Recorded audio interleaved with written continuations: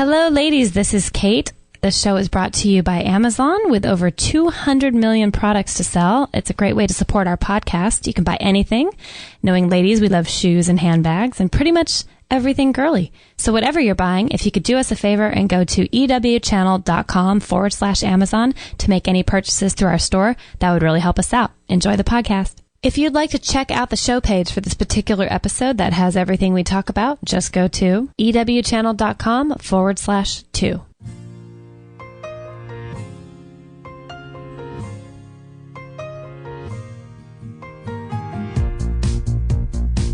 Welcome to the Empowered Women's Channel podcast, the home for vibrant living. Our goal every session is to inspire you with new and interesting ideas.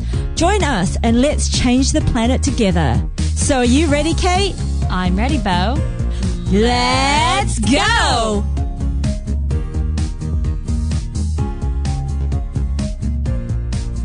Hello, everyone. Welcome to the Empowered Women's Channel podcast.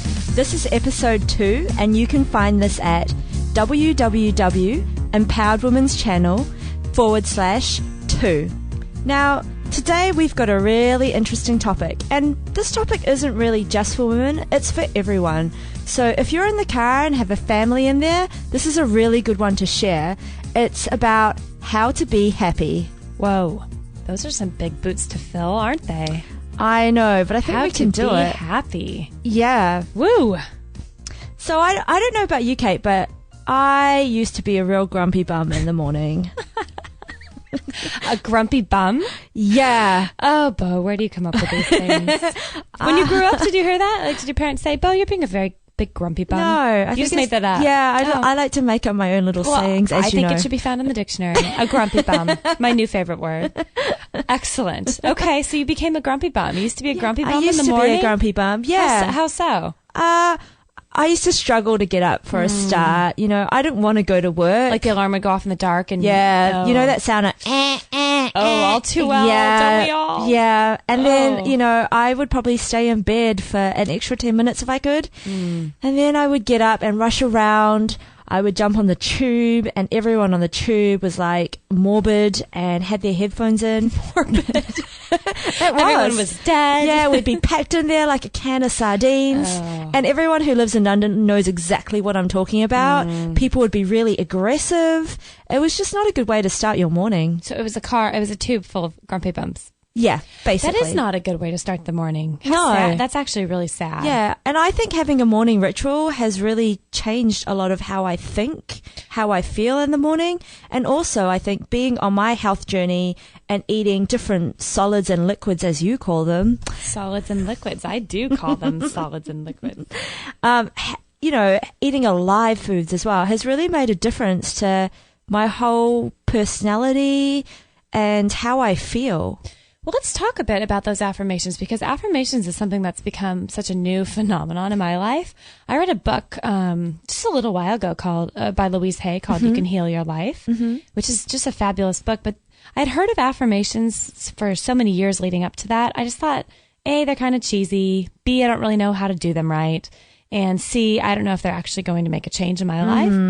When I read that book, I mean, I started out with the most simple. She gives you the most simple steps to doing affirmations in the morning. And the first thing that I've added in the last year is when the alarm goes off or when I wake up naturally, whatever it is I find myself positioned in that day, I wake up and I go, thank you, bed.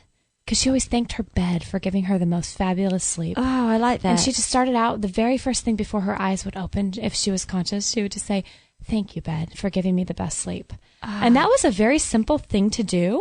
But, you know, that's kind of how you were talking about. If you can just, and, you know, it took a good month before I felt like it was doing anything. Yeah. But I committed to just staying true to the affirmation and letting it kind of marinate and soak in my soul. Yeah. And now it's like, it just becomes second habit. The first thing I do is just thank you, bed. And that sets the intention, I think, for my whole day. Yeah. But yeah, what kind of affirmations did you tell yourself to kind of get this thing kicked into high gear? Yeah, I think I kind of, you know, was along a similar path where I would say quite a few. I wrote down a few that I wanted. And I actually used to, before I even said them, I was so lazy, I used to just listen to them. So I would turn on my iPad, which I'd have obviously off next to me and no Wi-Fi turned on. I'd turn that on in the morning. So you're not radiating your innards? I'm not frying my brain. Your grumpy bum wasn't getting fried? And then I would just listen to some affirmations to start my morning.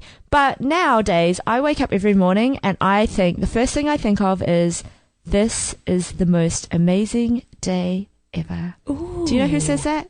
I think it's ringing a bell. Are we talking about the best day ever? Mr. Yes. David Wolf, Yes. that we are a big fan of? Yes. He does. That's his whole shtick, isn't it? Yeah, yeah. The best day ever. Yeah, and I mean, I use that in all parts of my life. You know, when I have my first green juice in the morning, I will, before I drink it, I will look at it because I've spent time making that thing, and I will say to myself, this is going to be the most amazing juice ever. And it always is. You're right. You're right. Yeah. Talk about like the intention behind something like the power of putting effort and then being grateful for it. It tastes different. And you know what's funny too in my life? My family has always made so much fun of me because my dad will, I say I get back from a trip from, with Justin, and he'll say, how was your trip? I'm like, that was the best trip ever. And he's like, you say that every time. I get back from a girlfriend trip. How was it? Oh my gosh, that was the best trip ever. Or that was the best food ever. Everything's always been the best ever. Yeah. So when David Wolf actually made that kind of his tagline or whatever, I resonated so high because that stuck out to me, that people made fun of how I'd always say that was the best thing ever. Yeah. And so that is a great way to put that as far as into our everyday lives. How did you word it? This is going to be... No, this is the most amazing day ever? Yeah. Wow. Yeah. Wow. Yeah. And I I'm the same as you. Everything to me is the best thing ever. And, I sometimes thought, but is it? Because before it was. And I'm like, actually, for this moment, it is. And that's how we need to live as well. We need to live in the moment. Well, what made that shift for you? Because obviously you came from a bumpy what did you say that? Grumpy bum wanting to... Bumpy Grum.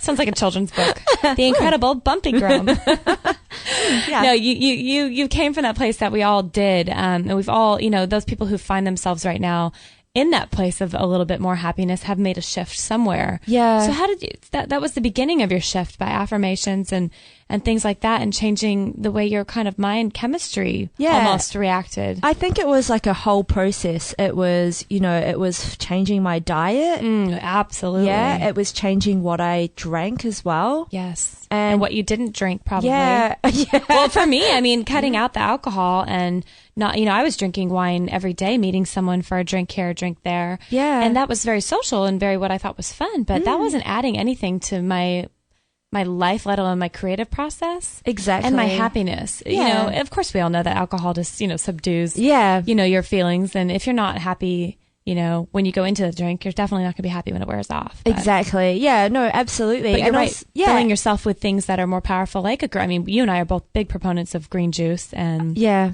Definitely. it definitely brightens your spirit. And Yeah. And green smoothies as well. Like, sets your just intention. whacking everything in the Vitamix Wait, and what, just... what'd you say? What? Have you not heard me say that before? No. What did you just say? Whack it all in. Is that not Whack something you guys it say in the here? blender? Oh, okay. Whack it all in the blender? Yeah, just, whatever. You get, wow. So you get all these ingredients and just whack it in the blender? Yeah. Is that a Kiwi thing? Australian thing? Maybe. I don't know. British thing? Maybe. Did you guys say that in London?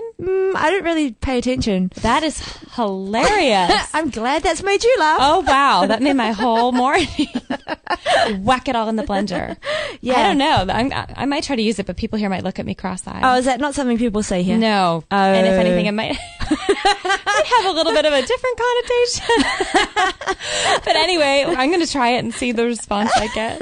Okay, so you get all those ingredients and you, quote, whack it in the blender. Yeah. Okay. And, and then I put my intention into whatever I'm drinking. So that intention when you're actually making it, are you telling what are you saying in your mind? I'm normally dancing around the kitchen listening to something silly.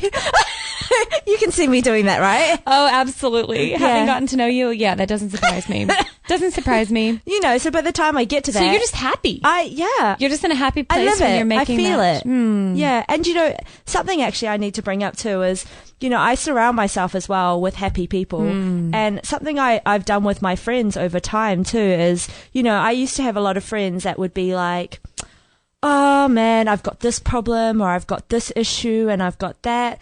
And I would just think, yeah, it's the whole drama thing. Right. And to me, I'd just be like, really? Because your problems aren't actually that big. And something I used to say to them, and I know when I first did this, I used to probably annoy a lot of my friends.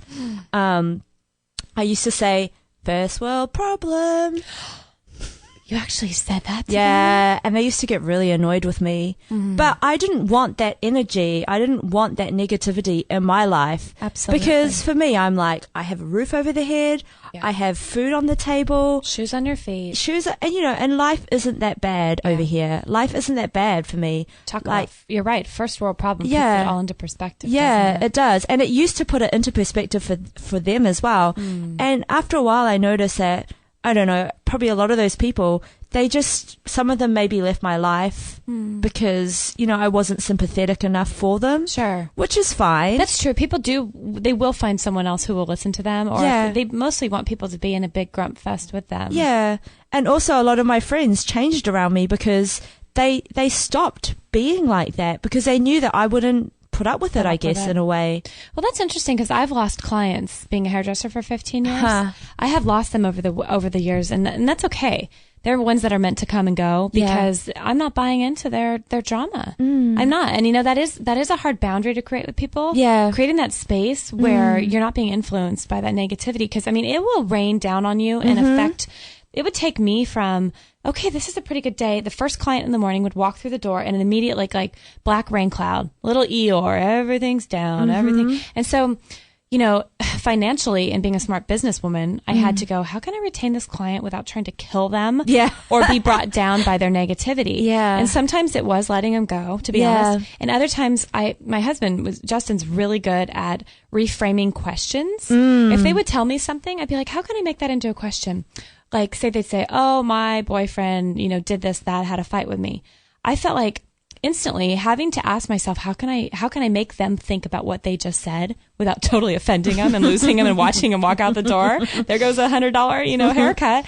But I would say something like, well, what could you do to be happier in this situation? What could you do when you walk out the store to just feel a little lighter? What could you do? And you come up with these creative things that, they might or might not pay attention to. Yeah. But just to pose the question to get them thinking. Yeah. Because half the time, I really don't believe people know they're not happy or that they're negative. Yeah. It's such a way of life for them. Absolutely. Which, it was for all of us until you kind of see the difference. Yeah, you do, right? And then when you do see the difference, obviously, I've had people I've worked with for years around the salon and things going, oh, when I first met you, I thought your happiness was just this bubble gum. Ha, you're happy. You're going to put on this happy face for the workday and then take it off. You must not be that happy in real life. Yeah. But something has happened throughout the years where, the ups and downs and God knows the struggles with finances and stuff could bring me into a really low place. And somehow I have created and let God come in and create the space in me. That's just a complete shift that didn't exist before.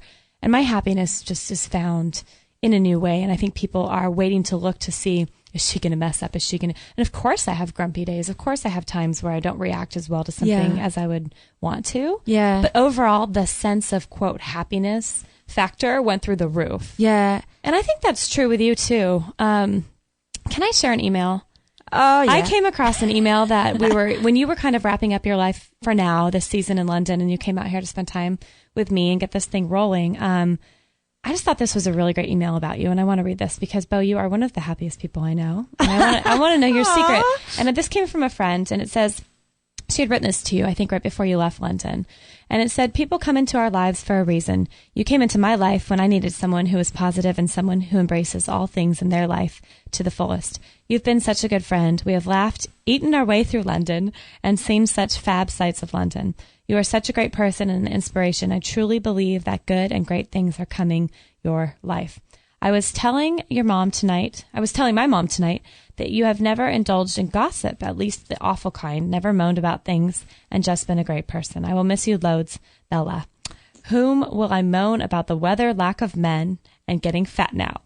I know exactly which one of my friends You that's do? from. How sweet is that? Yeah, she is a really good friend of mine. And, you know, like when you were talking about previously about the, you know, people thinking about, you know, are you always this happy? You know, when I listened to your Extreme Health radio show actually in the beginning, I was like, are these guys really this happy all the time? You know, and, you know, I was like, they could be, or because I know I am, you know, but it wasn't until I've actually met you guys that, wow, you know, you guys really are that happy. And I think another thing to be aware of is that, you know, when you kind of vibrate and you send out all this positivity and you are happy, you draw more happier people into your life.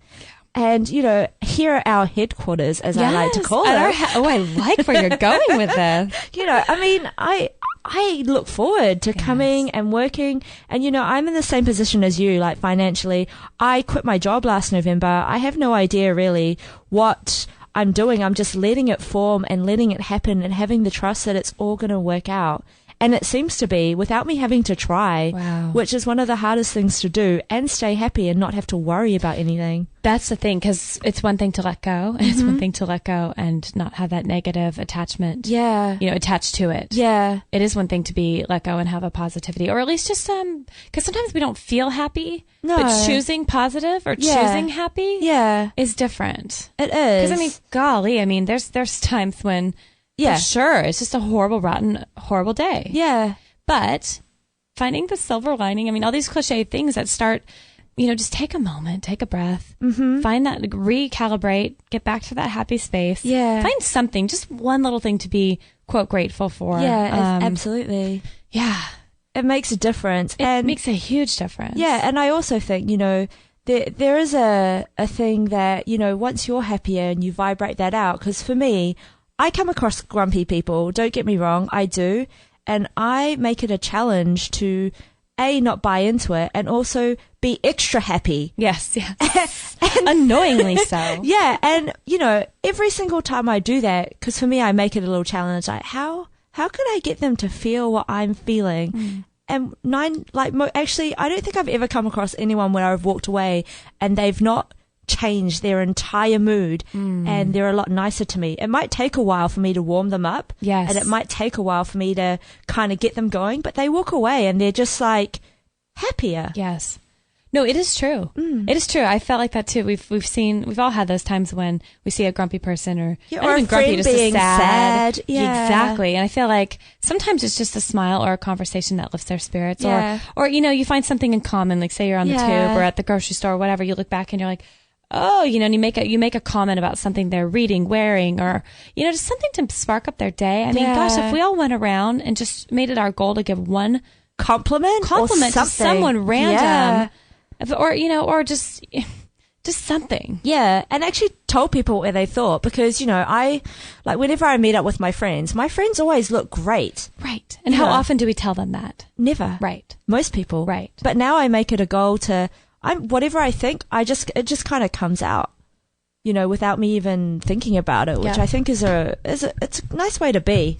I agree, and it's when you make the permanent shift that you have to you don't have to try so hard. It just comes naturally. It does. And that starts with, let's just make an affirmation in the morning. Let's work on ourselves. It's like put on your own oxygen mask before you can help your friend next to you. It's like, we're not going to be able to be anything for anyone unless we are that way to ourselves first. Yeah. And I think the key, well, there's many keys, but one of the keys to our happiness is to be gentle with ourselves. Yeah. We go around just bashing ourselves and berating ourselves all day over things that just don't matter at the end of the day. Yeah.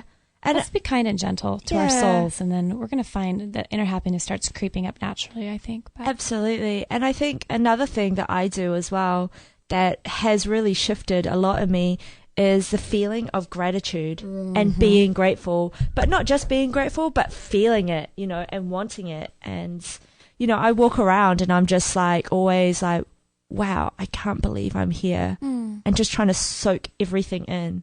Like, I really can't believe I'm here. I know, it's still pinch. Yeah. Like there's sun. I can't believe you're sitting over here. I know, look at there's sun streaming through the window. I've just had 9 months of winter. Yeah. And I'm like, I'm really grateful for sunshine right now. Well, you know what? And that will carry you so far. Yeah. That one thought of gratitude will carry you throughout the week. I mean, you know, it happened the other week. Christy, who is going to be on our podcast in one of the coming episodes. She's a good friend of mine. Yeah. And she's had some health challenges that she's going to, come on our channel and talk about. But I myself have been, recovering from some pretty hard challenges that I've had physically. Yeah. And I was having a really emotionally and physically rotten day the other day and probably the other week. And she called me to encourage me, and I called her back and she said, I know, Kate, it's probably not what you want to hear right now, but what has really helped me in some of the low points is to sit down and literally get a pen and paper and make a list, like write a list of things you're grateful for. Yeah. In your pain, in your sorrow, in your suffering, in your woe is me moments. Like if you can just do that, even if you don't have the right attitude going into it, physically writing it out and visually seeing it on the paper does something in your mind. Yeah. And I said, okay, like I'm just going to do it.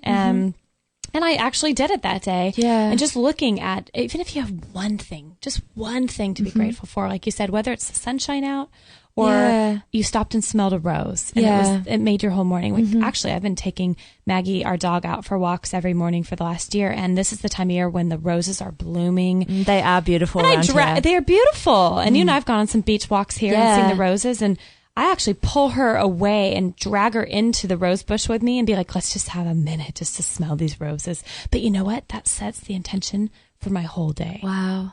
It's taking the time for little things. It is. And we've heard that our whole lives. Yeah.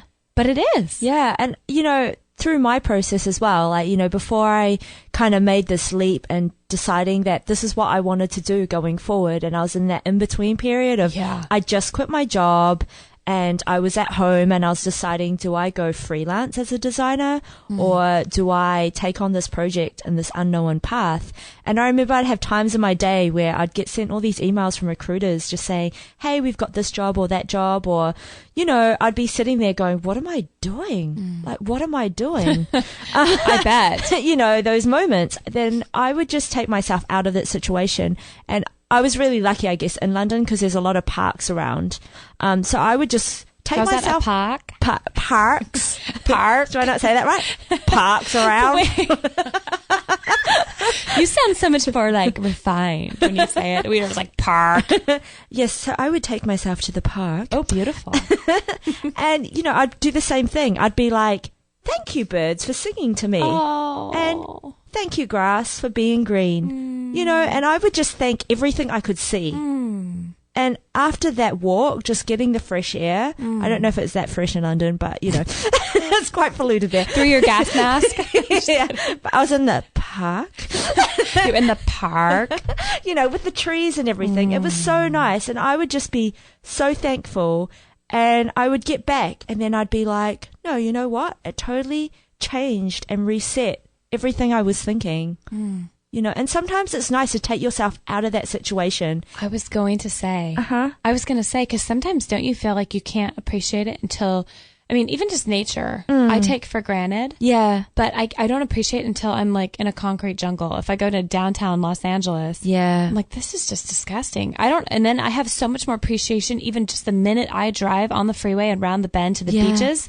Oh, like you can't appreciate something unless you have been in the other space. Yeah. So sometimes I think it's good to be both in the uglier no man's land and then come back in to go, oh my gosh, thank you, grass beneath my feet. Yeah. Thank you, blue sky. Like, thank you, clean air. Yeah. There is something that I don't think we'd be as grateful if we didn't see the other side of the coin. Absolutely. But I can imagine London probably being a bit of a challenge to find those spaces. Well, yeah, we do. And the thing is, I've been able, doesn't matter where I am, I've been able to find those spaces. I used to live in central London and there would be a park. There was a park and it was one of my favorites, Victoria Park. And it was seriously like a 15-minute walk from my house. Well, it's because you valued it though. You sought it out. Yeah, so I knew every inch of it. Needed it. Yeah, wow. Absolutely. And it was just amazing. And for me, it was nice for me to get out of a rut. Even if I was having like a bit of a downer or, I was having a creative low, I would just take myself out. Didn't matter how much I had to do. And I'd always have tons to do. I would just be like, no, I owe myself a walk, and it would boost my mood. And I'd come back with just a new kind of refreshed outlook on everything I was doing. Yeah. Wow. That does make sense. And it's the typical, like, not typical. It's the overprescribed, when I read in health magazines about what to do to boost your whatever. It's like, take a break in the middle of the day from work. Yeah. And instead of sitting at, with your lunch in the room, Yes. get outside, take a walk around the block. But it's true. Yeah. Getting out for 10 minutes, you might not think it's worth it, but for me, it makes all the difference. It basically resets my system again, gets the blood moving, gets the endorphins running, and then you kind of are able to, quote, deal with the rest of your day, no matter what that looks like. Yeah, it gets you out of that funky space that you might be in. So. I think so. Yeah. Yeah, so it's talking about all this, it makes me think the practical ways that, not everyone can, you took a giant leap of faith. You went and jumped off the cliff, no parachute, and you did it. I'm in the process of doing it. Yeah. And I'm thinking about all the people that just sit behind desks or in jobs they hate, or, even stay-at-home moms that feel stuck. Mm-hmm. People in these different life phases that just feel like they don't have the option to just jump off the cliff and let it all go. Yeah. What do we do with those people? Well, that's why our platform is here. Yeah. Because if I can do it, I'm just a normal person. I come from a little country in New Zealand called New Zealand. A little... Wait, what? That's on the map? Where is that? Yeah, I know. Most people just go, where is that, Yeah, though? Exactly. But I've made myself, I've worked halfway around the world now, and I've made a leap. And another thing which we're going to save for another podcast, but I just kind of want to entice you all in this one, is dangle that carrot. is to simplify your life. I've when I left, I gave away to charity 11 bags, big rubbish bags of things that I didn't need. No way. Because I could only take 23 kilos with me on the plane. Oh, so that's your life down to its bare minimum. Yeah, that was 10 years of my life. What kind of stuff were you? Well, I guess we can talk about that. It was clothes and items and things. It was hard. Wow. It wasn't an easy process, and it happened in stages. But we'll talk about that. And I would love to talk more about that. Yeah. That is enticing to me. Yeah.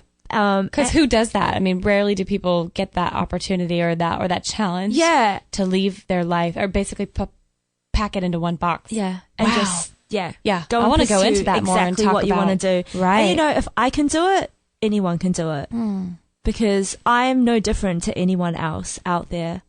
And I guess that's kind of why I really wanted to, with you, start this, because I think we can inspire people and we can help them and push them towards, no one has to do anything as extreme as what I've done, but But they could. Yeah, but they could. You never know what we're all capable of if we just put our minds to it. Yeah, exactly.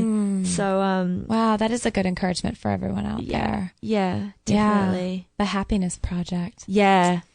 So everybody, thanks for spending some time with us on this beautiful sunny morning. Bo's so excited to have some sun in her life. Wow. That's your thing. Okay, so what is that going to be your grateful thing today? I think this lemon water you've made for me, I'm pretty grateful for that too. Are you? Yeah, I'm grateful that I got to have a little hug with Maggie Longbottom. Oh, Miss Maggie Longbottom, the wiener dog. Yeah. Who's perched in our room, being part of our girl chat. Yeah, is she on the biomat sleeping? She's on the biomat. Oh, she's made herself a nest. I know. She takes this fuzzy blanket and wraps it in a circle and plops herself right in the middle of it. Right? But I would do that. I know. Right? She looks comfy. I know. Lessons from Maggie. Yeah. Maggie seems grateful for that blanket, doesn't she? Yeah. This is a little thing to be grateful for, but this morning I'm grateful that I was able to get up early. I'm not an early morning person. At least I've told myself that. And I'm grateful that I'm starting to listen to my body to go to bed earlier in order to wake up earlier, because there's something so magical about these mornings. Yeah. Something magical happens when that's your hour, that's your half hour, that's your 15 minutes, whatever it is that you can get before the family and the home starts going and the dog starts needing to go out to pee. And I'm really grateful for that this morning. Yeah, and you know what? I got up so early this morning because I was... You? Yeah. Yeah, I know, right? You're the earliest person I know. I know. I got up, super early this morning. What time did I get up? I don't know. It must have been around maybe 4 or something like that. Gee. But it was raining. I know you say that it never rains here, but I heard hail. I heard it. It was like an orchestra outside the window. I was like, what is that? That sounds amazing. Really? Yeah. And I was cuddled up in bed and I was like, oh, this is, when you're in bed and you're all cozy and the rain, it was, it was almost like my own personal meditation of just nature going, hey, we're here. Oh, waking me up gently. It was so nice. Wow. Yeah. I don't like this pattern I'm seeing of you bringing the rain, though, the hail to California. Since you've been here a week, it's hailed twice. Yeah, so you've told me. You told me it never rained here. It doesn't. Yeah. But that is a beautiful morning. Yeah, what a beautiful gift. Yeah, it was really nice. Thank you, God. Thank you, Mother Earth. Yeah. That's a beautiful way to wake up. It was. It really was. And it was a nice way to then kick off the rest of my day. Wow. The rest of my morning, I should say, because the day hasn't really even started yet, has it? It's just begun. Yeah. So wherever you guys find yourself in the world today, maybe take some time and really find out. Just ask yourself, go internal and ask yourself, what's the one thing right now at this moment that I could be grateful for? And it could be anything from your children to the water you're drinking. Absolutely. To, a snack you might be eating, to anything, like the clothes you're wearing. Right. It's the smallest things. Right.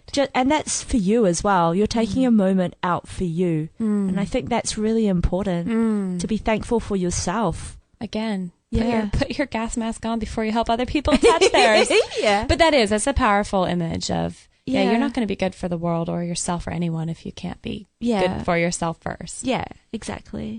So if anybody has any comments or questions, you can post it below this episode. This is empoweredwomenschannel.com/2. And we would love to hear from you and be in touch. We have a lot of things going on our site that are so exciting. Oh, my goodness. It's just beginning. Exactly. And if you guys want to, make sure you don't miss out on anything as well, make sure you subscribe to our newsletter because we post everything on there, like these podcasts, what's coming up. So you can go to www.empoweredwomens.com/subscribe. Empowered Women's Channel. Oh, yes. Empowered. Oh, see, I can't even remember. It's too early for me. .com. You're so good at this. You need a green juice. I'm like a podcast rookie. No, you're not. You are amazing. I'm grateful for you. I'm so grateful for you. .com /2. Oh, yeah. And we thank you guys for spending some time with us this morning. Oh, wait, Kate, you forgot an important thing, how we were going to end. The quote. Oh my gosh, Bo, look at what we do without each other. I don't know. Oh my goodness. Very good team. You're right. I have a very good quote to leave you ladies with this morning. We are a great team. This is beautiful. It says, keep your thoughts positive because your thoughts become words. Keep your words positive because your words become your behavior. Keep your behavior positive because your behavior becomes your habits. Keep your habits positive because your habits become your values. Keep your values positive because your values become your destiny.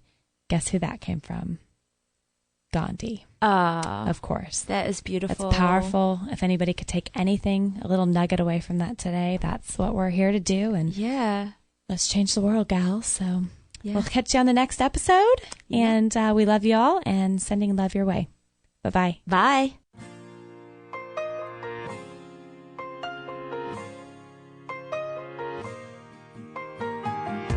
With grateful hearts, we thank you for joining this session of our Empowered Women's Channel podcast. We wish you an inspired day ahead wherever you are in the world. Remember to sign up for our newsletter at empoweredwomenschannel.com/subscribe.